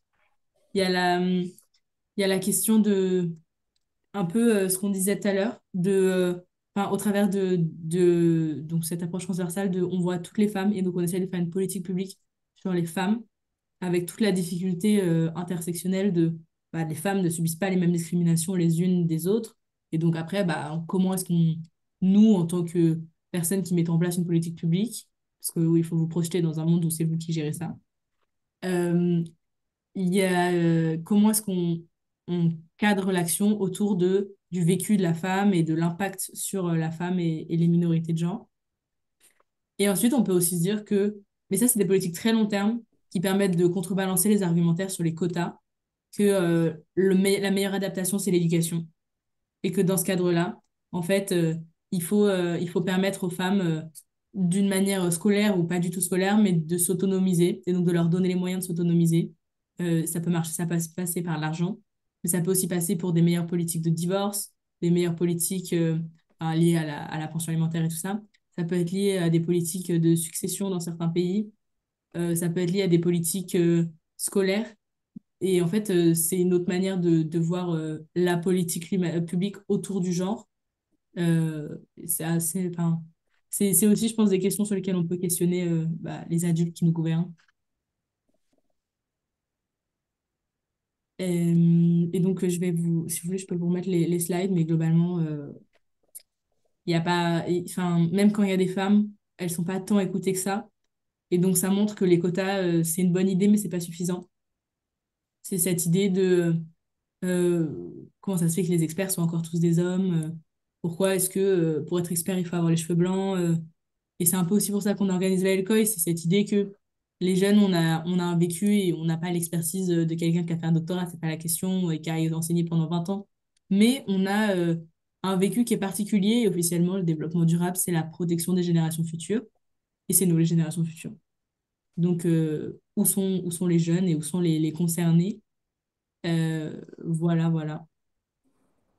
Euh, Parmi les enjeux qu'on rencontre beaucoup aujourd'hui, et c'est un peu ce que Bakou nous a un peu appris, enfin la COP29 du coup, c'est que c'est pas parce que il y a, on parle de genre qu'en fait on arrive à prendre une décision. Et c'est pas parce que on parle pas de genre que, enfin, que le mot genre n'est pas employé qu'on n'en parle pas. Que, en fait, il existe des politiques publiques qui traitent en fait de populations minorisées, soit des femmes, soit des minorités de genre. Et pour autant, ce mot-là sera pas forcément employé de cette manière-là. Parce que, en fait, quand on traite de la vraie pauvreté, on traite aussi des femmes. Et quand on traite du manque d'éducation, bah, en fait, on traite aussi des femmes. Et c'est une autre manière de voir ce sujet-là aussi du genre et de son impact du coup dans les négociations internationales. On remarque que l'Union européenne fait partie des acteurs qui poussent le plus pour des politiques de genre complètes. Après, on est en Europe, on n'est pas parfait, mais c'est intéressant de voir qu'en Union européenne, c'est une vision qui a été choisie pour l'instant et qui reste maintenue à voir ce qui se passe dans les prochaines sélections. Et donc, c'est un peu ça ce que je vous disais. Nous, on a l'impression que c'est des sujets qui sont importants pour nous et qu'il faudrait prendre plus de temps pour mieux aborder la question du care dans les COP, mieux aborder l'éducation des femmes, des filles et des minorités de genre, leur permettre un meilleur accès à l'information et mieux intégrer la dimension du genre dans le GIEC, dans le rapport du GIEC. Le GIEC fait partie des organismes internationaux où il y a le plus de femmes proportionnellement. Donc, c'est assez sympa de s'en rendre compte quand même. Pour rappel, le GIEC produit un rapport qui est le fruit d'un consensus entre scientifiques. Et pour que autant de scientifiques se mettent d'accord, c'est que ce qu'ils proposent, c'est le minimum qui nous protégerait. Euh, et ensuite, dans le plan d'action genre, du coup, le fameux, qui a été voté du coup, la 2017 et qui a été revoté, enfin non, qui va être revoté cette année à Belém, se pose la question de comment est-ce qu'on fait des politiques climatiques inclusives, mais en gros qui prennent en compte la difficulté des différentes communautés vulnérables, notamment les femmes, notamment les minorités de genre, mais notamment aussi les populations autochtones, les groupes marginalisés, enfin, pour tous les sujets qui se cumulent évidemment. Et l'intérêt de le faire à Belém cette année, c'est que ça reste dans un endroit quand même qui est plutôt bah, où il y a beaucoup de populations autochtones qui est dans la nature, bon ça c'est pas un intérêt, mais dans lesquels justement les populations vulnérables seront proches. Ça reste une COP, donc on sait qu'ils vont mettre les personnes vulnérables de côté, mais il y a une vraie possibilité de mieux intégrer les populations vulnérables du continent. Et nous, pour la LCOI, enfin, ça nous intéresse vraiment cette réflexion de comment on intègre mieux les populations locales vulnérables dans la question et de comment on s'améliore tous ensemble et on apprend en fait des personnes qui vivent sur place. Euh, et, et yes, carrément, Valérie, je la connais pas. Enfin, personnellement, on n'est pas potes, mais oui, absolument, c'est une experte du GIEC et elle est française, donc on la connaît bien en France. Je vous laisse la slide sur Kimberly Crenshaw. Parce qu'on Ah, a j'avais dit- juste une question sur la slide précédente, il y avait marqué SB62 et je l'ai vu sur le Insta de la Lcoin, mais Oui. je sais pas ce que c'est en fait. Explication. Euh, les SBs en Ah, langage ok, ok. bizarre, en gros, c'est les intercessions de Bonn. L'idée, c'est que Ah, tous les ans, oui. 6 mois avant la COP, les gouvernements, les négociateurs et les parties civiles se rencontrent du coup à Bonn, en Suisse, et commencent pas à négocier, mais commencent à établir les prémices des discussions qui continueront pendant la COP. Et on utilise beaucoup cet événement pour prendre un peu le pouls de quelle va être l'ampleur de la négociation à la COP. Ok, Et d'accord. les Jack et Climate, on va y aller. Et en fait, nous, on va y aller en tant que partie civile. Et c'est notamment pour bah, du coup porter le plaidoyer de la LCOI. Et donc, il y a cet intérêt de savoir euh, quel est nous notre vécu en tant que Français. Et c'est pour ça qu'on fait la LCOI, c'est pour essayer d'en tirer un peu les conséquences de ce qui nous semble intéressant, ce qui nous touche et nos vécus. Et de le faire à Paris, de le faire un peu en Outre-mer, ça permet d'avoir deux vécus différents, mais qui sont en fait des vécus français dans tous les cas. Et, aux intercessions de BAM, on va essayer de comprendre bah, quel est le retour des adultes là-dessus. Comment est-ce qu'ils perçoivent, nous, notre vision, notre perçu, nos demandes, nos revendications. Ok.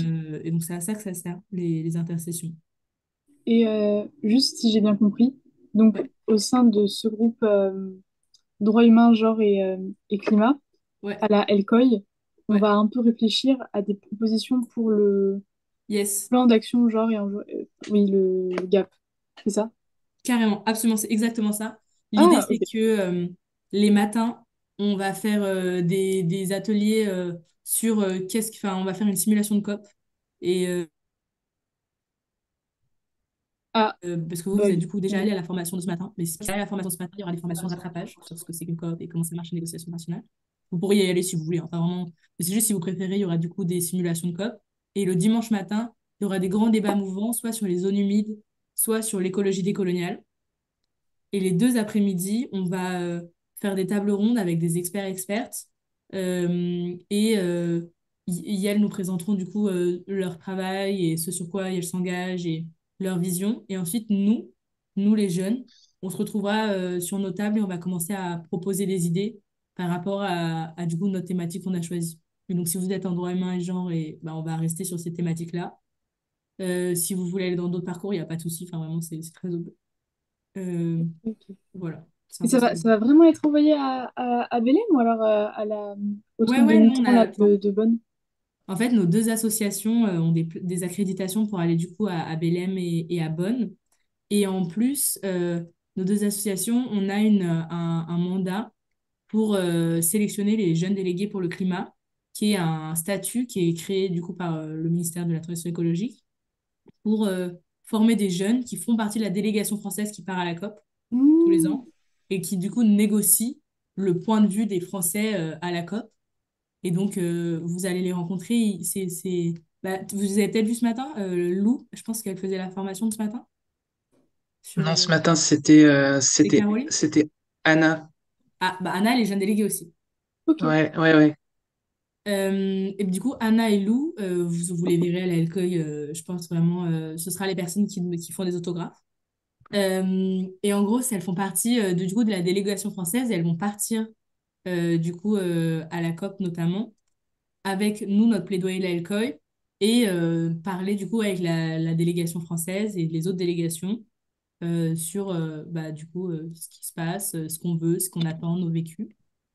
Et, et Clémence et Jack, je ne suis pas certaine, mais il me semble aussi, on a aussi des accréditations partie civile où on part en tant qu'association. Donc on ne va pas s'intégrer dans les mêmes négociations. Et donc ça permettra de porter le plaidoyer le plus largement possible, quoi. Vas-y, Gaëtan. Du coup, j'avais une question par rapport enfin, à l'organisation et l'enchaînement des différentes éditions des SBIS. Parce que, par exemple, l'année dernière, c'était les SBIS 60, du coup. Et pourquoi, en fait, ça passe directement à 62, tu vois? Je me demandais. En fait, ça saute. Je sais pas si tu remarques que c'est le double de la COP 30 à peu près. Parce qu'en fait, il y a eu une intercession avant qui est le premier sommet de la Terre. Et ensuite, ils ont un peu. Enfin, du coup, on a une intercession d'avance sur la COP. Et comme c'est. Ils considèrent que la COP, c'est aussi une intercession. Mais juste, ça ne s'appelle pas les intercessions Hmm, de Bonn, donc c'est pas les SBs, c'est la COP. Et donc, ok, c'est comme ça qu'ils comptent. Mais je suis d'accord, c'est un peu perturbant. Je pense que l'objectif, c'est de perdre les no-bods, les moldus. Mais, euh, ok. mais nous ne sommes C'est pas ce des que je me moldus. demandais. Nous acquérons ce savoir et ça va arriver. Mais on a un toolkit qu'on est en train de finaliser dans lequel on va avoir un glossaire je trouve pas le mot, qui définit notamment tous les Répertorie. petits termes, ah là c'est le terme que je cherchais, répertorie, tous ces termes justement un peu barbares, mais qui sont utilisés pour discuter des enjeux dans les négociations internationales.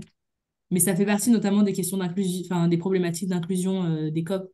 C'est qu'en fait, pour comprendre ce qui se passe, il y a une quantité d'acronymes à comprendre et à acquérir qui sont pas forcément Hmm, simples et pas du tout ouverts à tout le monde. Et c'est aussi à ça que ça sert la LCOI. Ça va présenter ouais. ce que c'est, enfin, quel est l'impact sur nous et qu'est-ce qu'on peut y faire. Hmm, Et globalement, on peut y faire plein de choses. Faut juste y croire ouais. un peu et pas trop dormir la nuit. Mais c'est OK. Ok.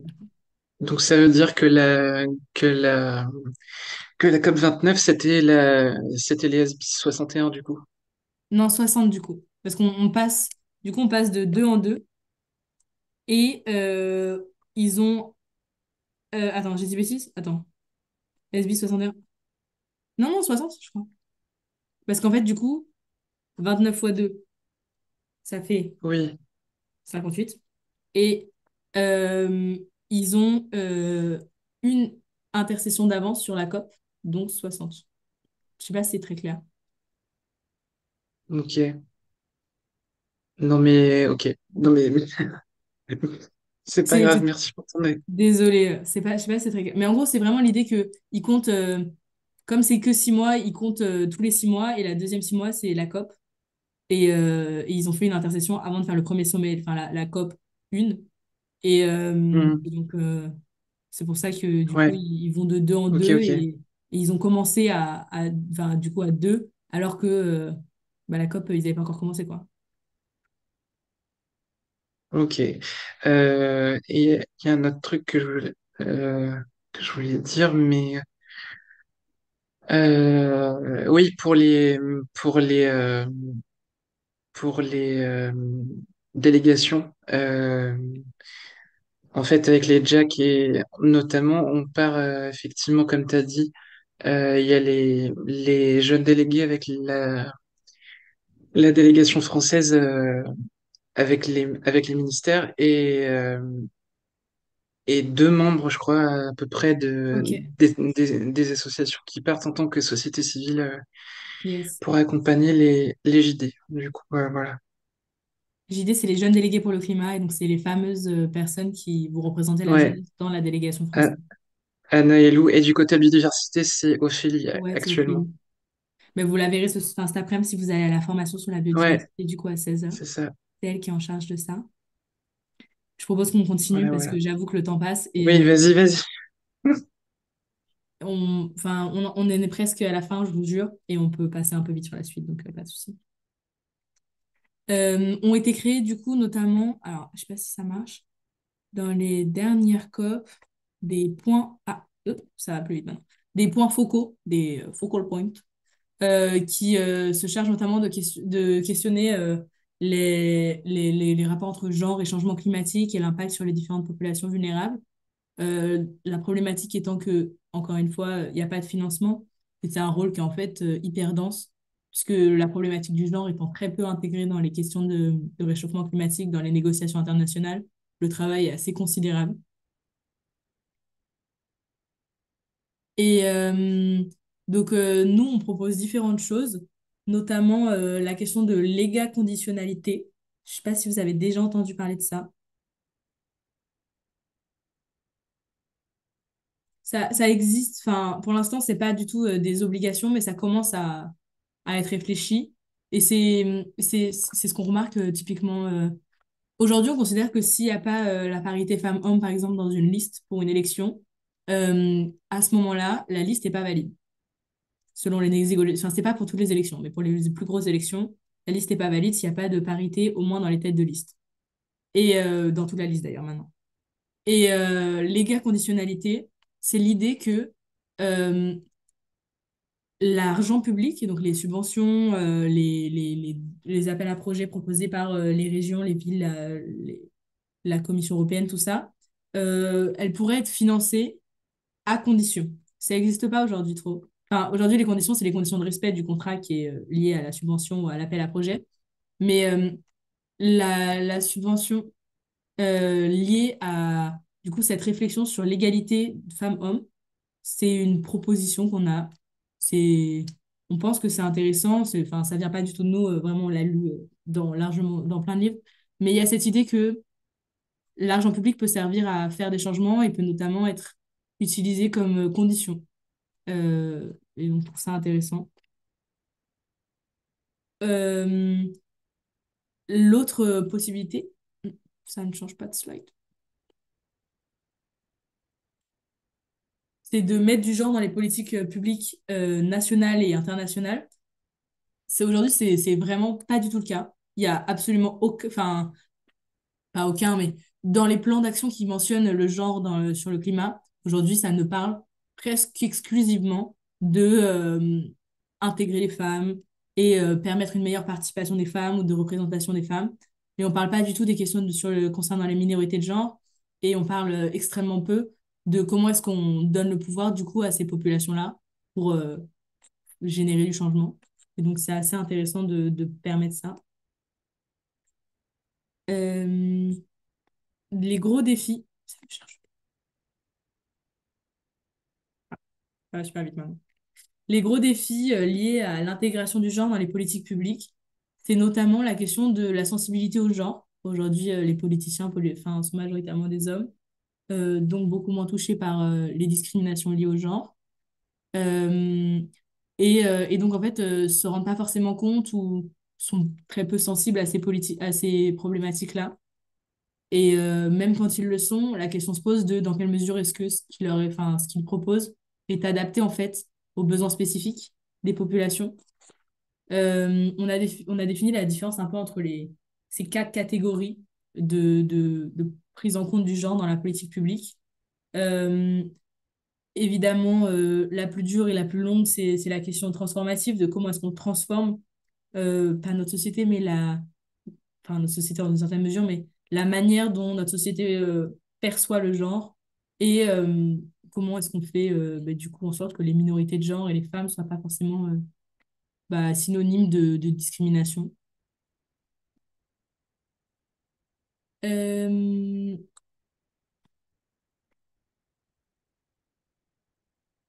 voilà, ok. Il y a un plan d'action renforcé pour l'égalité des sexes qui a été adopté enfin, pendant l'ICOP, enfin non, à l'ONU, pardon. L'objectif, c'est vraiment de permettre de mieux intégrer la réflexion de genre dans la réflexion climatique. Ça marche doucement. Pour l'instant, c'est pas suffisamment intégré dans le processus des COP, le processus, je veux dire, au sens organisation et prise de décision, gouvernance. Mais on a l'impression que ça avance petit à petit. Et le fait qu'il y en ait un, c'est assez intéressant de savoir. J'ai pas vérifié si le genre était discuté dans le PNAC 3.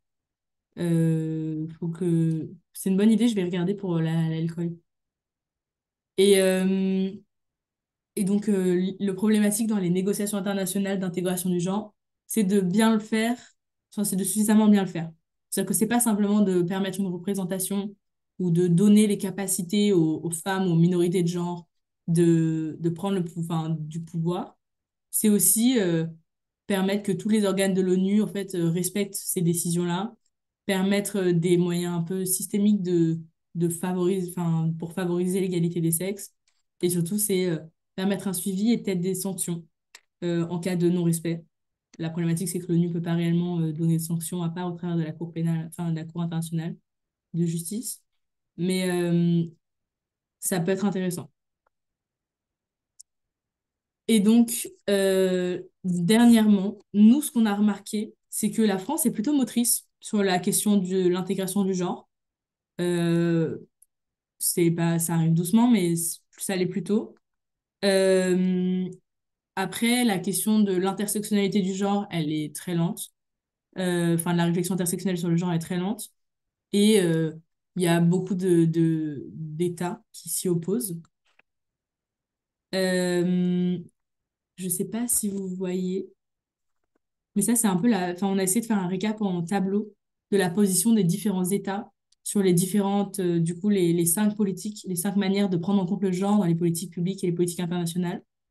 Vous pourrez regarder plus tard si vous voulez, mais c'est un peu une manière de montrer que bah, c'est pas parce que on est un État du Nord qu'on est plus woke sur les questions de genre. Et en fait, on se rend compte que la Colombie, la République dominicaine, le Guatemala, le Panama sont en fait parmi les plus à l'aise et les plus enfin, qui questionne le plus ces questions-là. C'est assez intéressant. On arrive aux dernières slides. Juin. Et on vous a présenté la position de WICF, qui est une association internationale qui s'est créée suite à la Convention d'Istanbul sur enfin, sur les violences sexistes et faites aux femmes.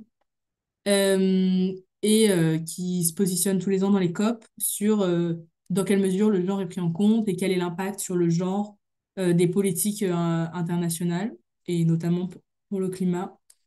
Et ça, c'est leurs quatre propositions pour mieux intégrer les femmes et les minorités de genre. Regarde les chats. Et je sais plus. Là, j'ai eu un énorme bug. Je vais chercher Gaëtan, je vais te dire. Euh, Est-ce que vous avez des questions, vous avez des réflexions? Est-ce que vous voulez qu'on discute de la COP? C'est les Caraïbes, pardon. C'est l'organisation des États caribéens. Caribéens, pardon. Est-ce que vous voulez que je vous précise la suite du planning? Je peux faire ça si vous voulez.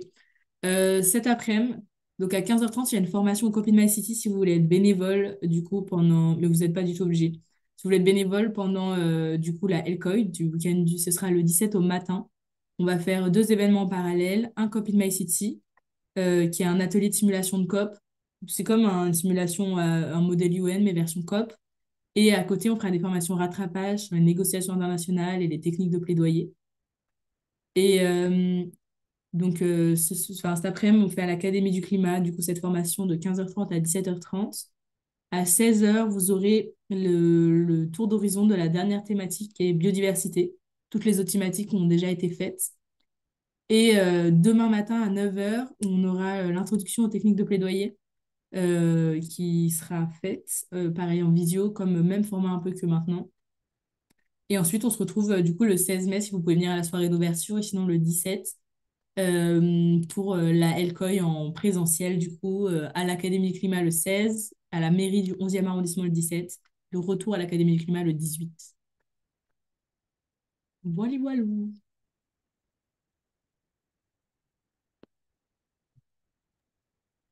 Est-ce que vous La avez table des... ronde, c'est bien à la mairie du 11e, hein.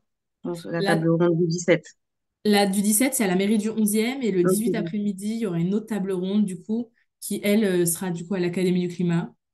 Euh, Il y a un intérêt à rester dans la même thématique les 2 jours, mais si vous voulez changer, c'est carrément OK, parce qu'il y a une continuité entre les deux. Si vous voulez aller à d'autres thématiques, il n'y a pas de souci. Et sachez que du coup, cette conférence a été enregistrée, les autres aussi. Donc, vous pourrez les rattraper.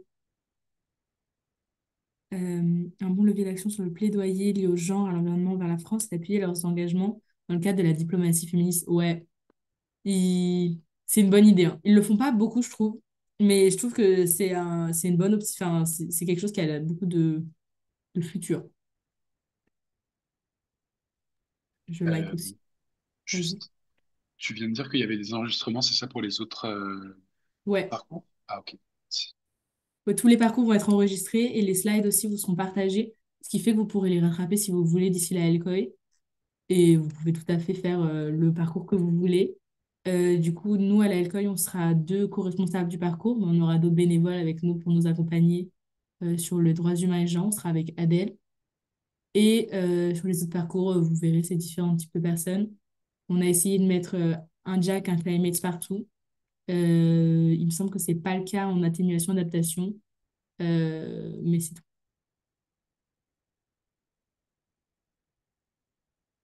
Est-ce que vous avez des sentiments à partager pour faire une sorte de tour de clôture? Parce que j'arrête de partager mon écran.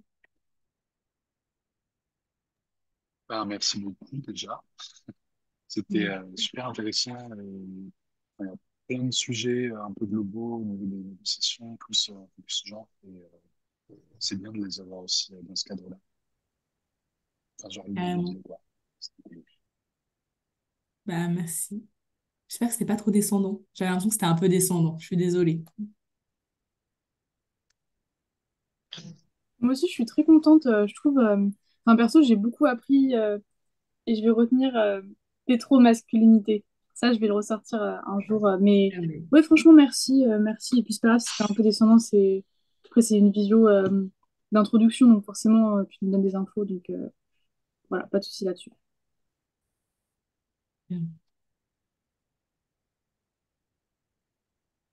Ouais, merci beaucoup Myriam, c'était super intéressant. J'ai appris des trucs que je connaissais pas. Je parle en général parce que pour les négos internationales, je savais pas mal de choses depuis un moment, mais du coup, voilà. Notamment, euh, notamment, je pense, la déclaration de 48 sur universelle des droits de l'homme, la pétromasculinité aussi, ouais, je vais me rappeler. Il y a un terme vers la fin euh, sur l'égalité femmes-hommes, mais je sais plus exactement le mot. Mais Les gars bref. conditionnalité? Hein? Les gars conditionnalité? Ouais, voilà, c'est ça. Ouais. Du coup, voilà. Ah, trop bien. On vous donne ça aussi pour briller en société, hein, utilisez-le, hein. Ça sert à ça, hein. Mais le pétro masculin, je vais le sortir à chaque mec cis hétéro que je croise. Mais enfin, en plus, enfin, c'est assez fun parce que c'est un mot rigolo et d'un autre côté, ça retrace une vraie réalité qu'on voit beaucoup. Et même enfin, dans les réflexions enfin, de psy, il y a un courant psycho qui considère que les différences femmes-hommes, elles sont de l'ordre de l'inné. Et donc, elle justifie notamment le rapport entre pollution et hommes et victimes de la pollution et femmes ou minorités de genre par l'inné. C'est assez fun. Faut pas, enfin, voilà, faut pas leur donner trop de crédit parce que ça reste des hommes qui parlent de ça, mais c'est intéressant. Hmm, ok. Et ben, sur ce, je pense on peut clôturer avec 5 minutes Merci, d'avance. c'était- Quel timing! Pardon, j'ai Merci pour coupé. tout ça. Merci, franchement, c'était super riche. On part avec pas mal de concepts. Et merci aussi pour l'écoute parce que ben du coup c'est safe et ça fait plaisir. C'est pas souvent qu'on beaucoup se targuent d'être des lieux safe. En fait, ils ne le sont pas vraiment dans la pratique. Donc du coup merci pour ça aussi. Et franchement c'était super et hâte de vous retrouver le 17. Enfin moi je pense que je viendrai les 3 jours parce que j'avais dit à Adèle que je viendrais je pense à la soirée aussi. Mais le 17 je sais que j'interviens et hâte de vous retrouver en live du coup. Bah, avec Merci pour plaisir. tout. Moi aussi, j'ai Trop hâte. bien. Et ben, bon week-end. On se revoit le 16 du coup, le 17. Bon week-end. Bon Merci week-end. Myriam. Avec plaisir. Merci. Bisous. Au revoir tout le monde. Au revoir.